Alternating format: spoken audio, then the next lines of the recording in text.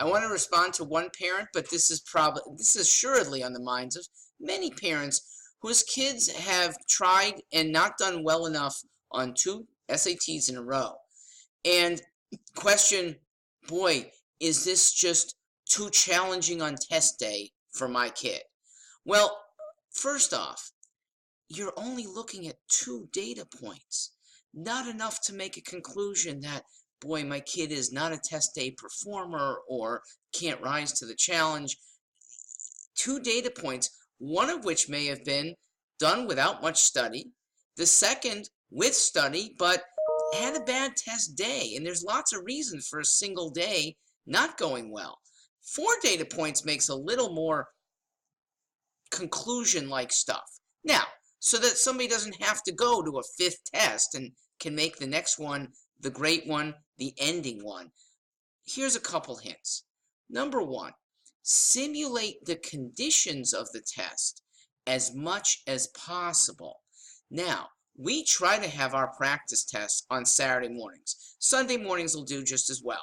A day with no school, early, just like test day. Now, you could simulate one step further by taking those practice tests at the center where you will be taking yours. You can get into almost any school on a Saturday morning when there's an activity anyway. Okay, so maybe not in the summer, but once the school year starts, there's almost always something going on. So commandeer a classroom. Ideally, one of the classrooms that you might be sited in yourself. Sometimes you actually know, oh, it's in the cafeteria. Go there if the cafeteria is open.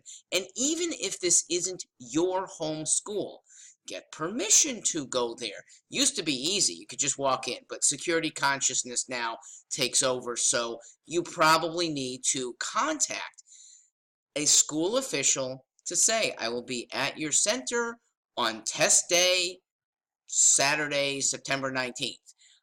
May I come to the facility on a couple prior Saturdays? I'd like to quietly use the room. I'll clean up for myself. Let me in. The doing of the test routinely is one way that makes the real test not strange, and thus may be one way to rise to the occasion because you're not being hurt by unfamiliarity. You have other things that could still hurt you, but unfamiliarity, that goes away. So students who test a lot in practice can take one of two mindsets or even a blend. Mindset one, it's just another Saturday, okay? You're blocking out as much as possible that this Saturday does count. It is hard to totally block that out because everyone knows it does count. Mindset two, that I am building up for and going to crush it on this Saturday. This really does count and I'm going to rise to the occasion. So two different mindsets, and maybe you can blend them. That it's just another Saturday that I have been successfully building up for. Can you make that your mindset? I think that would be a very good prescription. No matter what, you are not thinking about, well, on test day, if I can get a 1500, will that really allow me to apply to Harvard? Or if I don't get even a 1400, a 1390, can these schools possibly accept me? Or can that school give my parents a scholarship?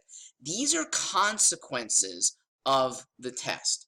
I want you to divorce the consequences of the test from the doing of the test.